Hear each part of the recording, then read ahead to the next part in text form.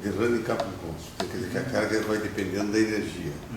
Ele não choca um pouco a ideia de a carga ter uma estrutura interna. Certo. Eu sou carga elétrica por causa da minha estrutura interna. Claro, na época chocou, cara. Tanto é que não é um conceito, vamos dizer assim, natural. Tanto é que a teoria de campos, ela levou um tempão para, quer dizer, no final da década de 50, já se tinha aquela chamada função de Gelman-Loo, Gelman-Shaw. Eles estavam já olhando essa discussão de como uma teoria de campo se comporta à medida que você aumenta ou diminui a energia.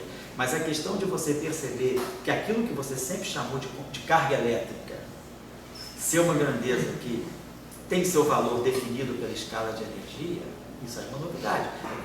Então, quando você diz a carga do elétron é menos 1,6 vezes 10 a menos 19 coulombs. Está lá tabelada. Uma constante fundamental é a carga fundamental. Mas essa carga fundamental, ela está tabelada com esse valor, com uma medida feita em torno de 1 MeV.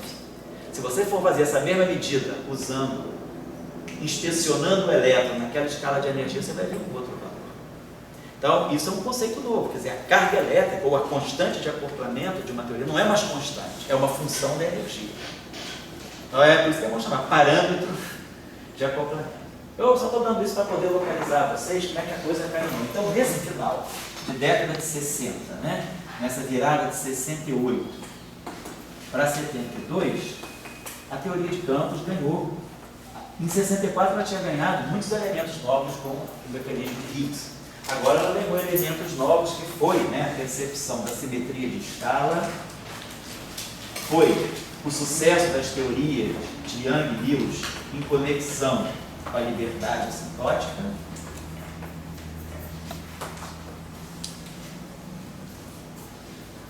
e o outro resultado importantíssimo foi o aparecimento, né, desse conceito de função beta e da chamada running Capri constant.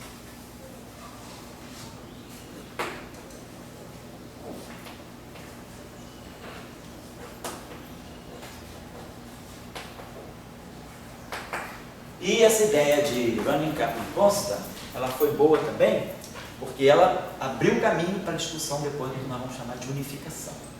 Quando a gente fala de unificação das interações, né, a grande unificação, esse caminho, né, essa busca, né, de uma teoria grande unificada em física, ela foi muito possibilitada por causa desse conceito aqui agora. Já que as constantes de acoplamento das diferentes interações, cada uma corre por sua conta, à medida que a energia varia, será que existe uma escala de energia onde elas se encontram? Ou se cada uma vai para um canto? Né? Será que a constante de acoplamento de uma corre com a energia para um lado, a outra para o outro, a outra para o outro? Ou será que tem uma chance de, à medida que elas vão variando, elas vão convergindo para um valor único, e aí eu chego numa escala de energia de todas as constantes de acoplamento se tornam uma só?